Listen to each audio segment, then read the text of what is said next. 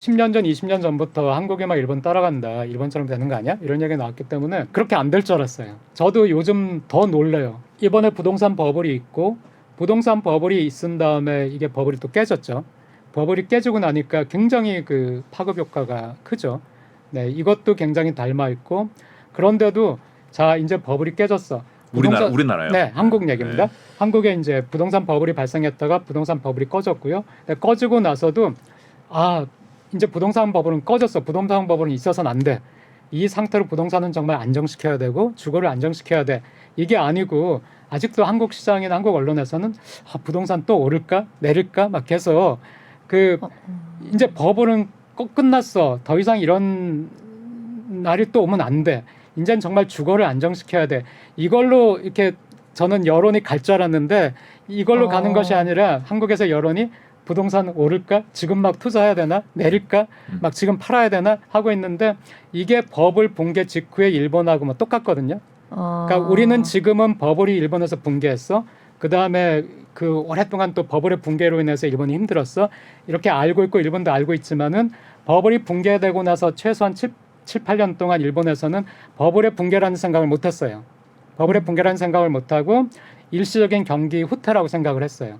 지금에 와서는 이제 버블이 붕괴됐고 장기 침체 그 시작이었다라고 알고 있지만 그리고 그때는 버블이 끝나고 나서도 특히 부동산 같은 경우에는 주식시장의 버블보다도 더 오래 갔어요.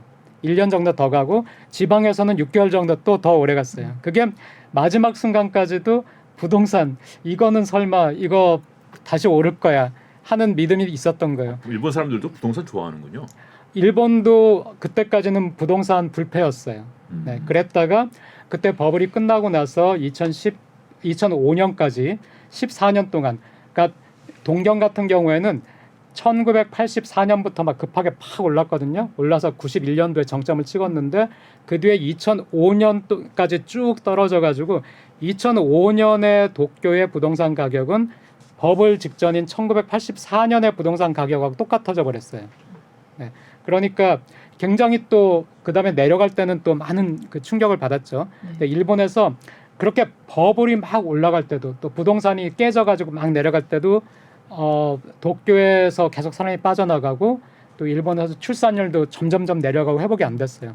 일본에서 출산율이 회복되기 시작한 것이 부동산이 오르고 내리고를 다 끝내고 부동산이 상당히 안정이 되니까 주거가 상당히 안정이 되니까 그때부터 출산율이 회복이 됐거든요. 그래서 한국에서 저는 그 막 출산율 가지고 막 그렇게 고민하고 막 출산율 큰일이야 막 얘기를 하면서도 이 출산율을 위해서 정말 사람들이 어떤 것 때문에 아이를 안 낳는가 하면은 그게 그 고용에 대한 불안이나 주거에 대한 불안, 미래에 대한 불안, 그 교육에 대한 불안 이런 것 때문이거든요. 근데 근본적으로 이것들을 논의를 막 모아가지고 근본적으로 이제 막 우리 지금 이제 버블은 깨졌어. 그러니까 이제 주거 안정을 어떻게 이룰까 이런 것이 안 가고 계속 이제 한탕을 어디서 벌 수 있을까? 그래가지고 일본에서도 버블 막바지에 막 터진 게 그 이제 그림이거든요. 그림이요? 네. 네네. 일본에서도 우리도 네. 작년에 네. 그림 미술. 네, 미술. 그러니까 일본에서 그 처음에 이제 주식, 부동산 그리고 나중에는 골프, 나중에 이제 해외 그 빌딩, 그 다음에 이제 또 마지막에 이제 미술품까지 갔거든요.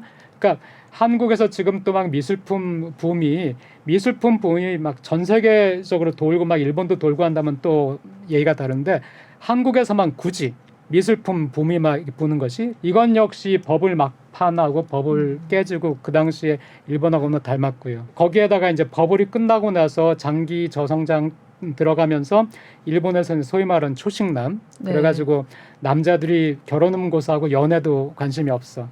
거기에다가 이제 결혼도 안 해. 이런 현상인데 저는 한국에서 초식남이 대두할 거라고 생각도 못했어요. 근데 한국도 이제 20대 남성들이 결혼은 고사하고 연애도 관심이 없어. 뭐 연애도 뭐 안 하려고 해. 결혼도 뭐 안 하려고 해. 뭐 평생 미혼, 뭐 비혼, 뭐 이런 얘기 많이 하잖아요.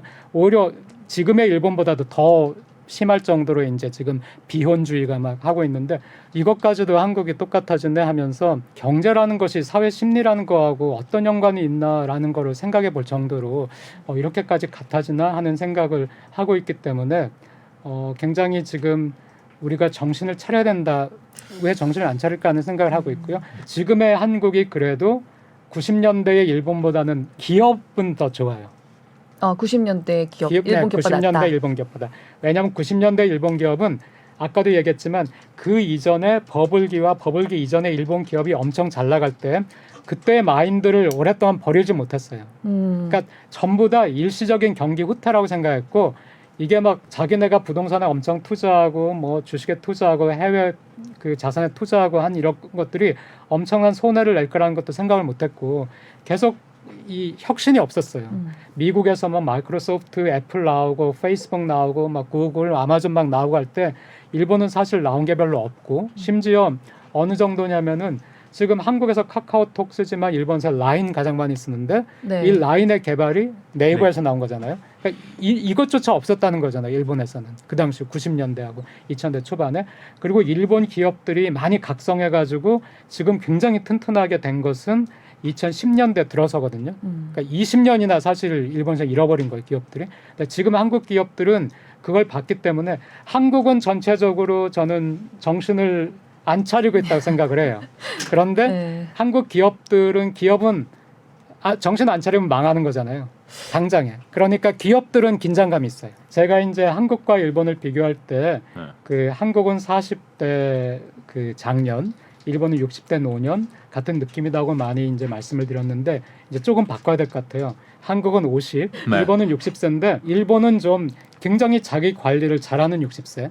네. 그리고 네. 이제 어느 정도 내가 왜 약한지 얼마나 약한지를 깨달은 60세 같은 그러니까 60세에서 지금 일본은 당분간 별로 늙지 않으면서 네, 약한 60세로 운동 열심히 하는 60세. 그렇습니다. 네. 이런 느낌인데 한국은 40세에서 50세까지 순식간에 돼버렸어요. 아직은 10년이나 젊지만은 네, 그 걱정이에요. 아 그래요. 잃어버린 우리가 10년이 있었어야 되지 않느냐. 네. 저는 이미 잃어버린 몇 년 있었다고 생각을 하는데요. 그걸 왜 그렇게 생각 안 하시는지 모르겠어요. 이미 한국의 그 실질 GDP 증가율을 그래프를 그리면은 일본도 어떻게 되냐면은 실질 GDP 증가율을 그리면은 이런 식으로 내려가요. 그래서 평균을 내면 이렇게 스텝 내려가요. 한국도 똑같아요. 스텝 내려가 가지고요. 지난 5년을 한번 보시면은 굉장히 내려와 있어요. 뭐 2% 정도로 내려와 있거든요. 그러니까 그 과거에 4%도 낮다고 했지만 지금은 이제 2% 정도로 내려와 있었고 그다음에 지금 그건 선진국 경제들은 다 어느 정도 그렇지 않나요? 네, 그렇죠. 네. 선진국 경제 그렇지만은 일본에서 처음에 잃어버린 10년 동안에는 어영부영 일본이 뭐가 뭔지 모르고 어영부영 지나갔고요. 그다음에 이제 드디어 10년이 지나고 나니까 막 임팩트가 막 와가지고 실업률, 자살률 이런 게 가장 높아진 것이 90년대 말에서 2000년대 초예요, 일본이. 근데 90년대 말에서 2000년대 초에 일본보다 지금 한국이 고용하고 자살 같은 것이 더 안 좋아요.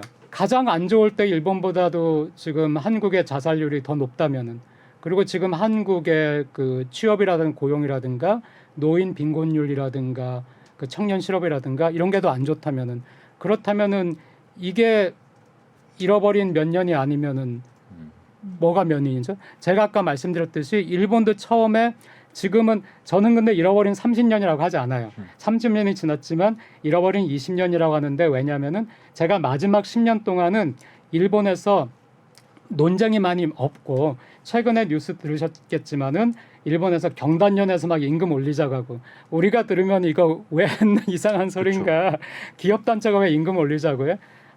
그리고 막 노동시간 단축하겠다고 막 전 사회가 막 열심히 노력하고 여성 고용 늘리겠다고 막 하고 노인 고용 늘리겠다고 하고 이견이 별로 없이 최근에 10년은 일본이 어떤 방향은 잡고 있어요.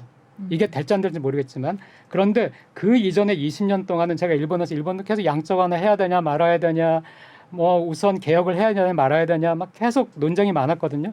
노동시간 단축해야 되냐 말아야 되냐. 근데 20년이 지나고 나서 20년을 잃어버리고 나니까 일본이 이런 것들은 이렇게 했어야 되는구나 하는 거를 정리하기 시작을 한 거예요. 네. 근데 지금의 한국은 과거 일본처럼 정리가 안 되고 있어요. 그러니까 노동시간 단축해야 돼 말아?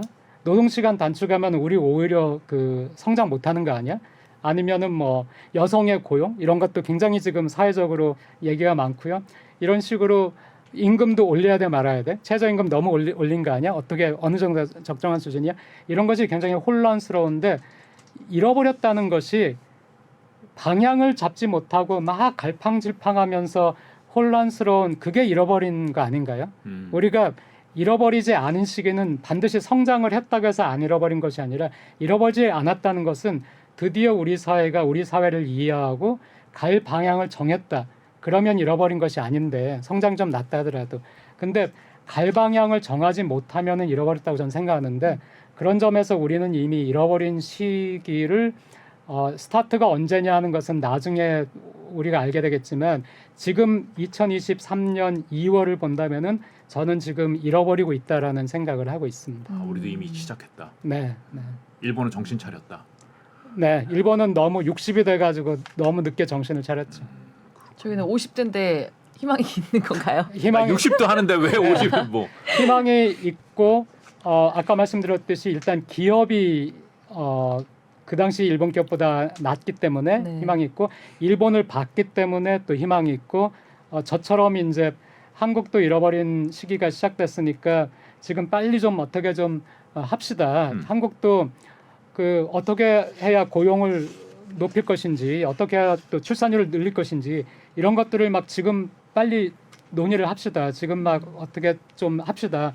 특히 연금 개혁 같은 경우는 이제 할 분위기잖아요. 네. 네, 그런 점에서 저는 희망은 그런 얘기를 막 하는 사람들이 있고 또 움직임이 있기 때문에 희망은 있다고 생각합니다. 희망은 있지만은 저는 지금도 막 이 국뽕에 취해가지고 일본에 관한 편향된 뉴스만을 보면서 네. 일본은 망했어 막 이제 한국은 막 K 드라마 막 이제 막 정상에 섰어 막 하면은 저는 그분들에게 그게 90년 그 일본이 망하기 시작한 그 시점의 일본 사회의 모습이었다고 말씀을 드리고 싶어요.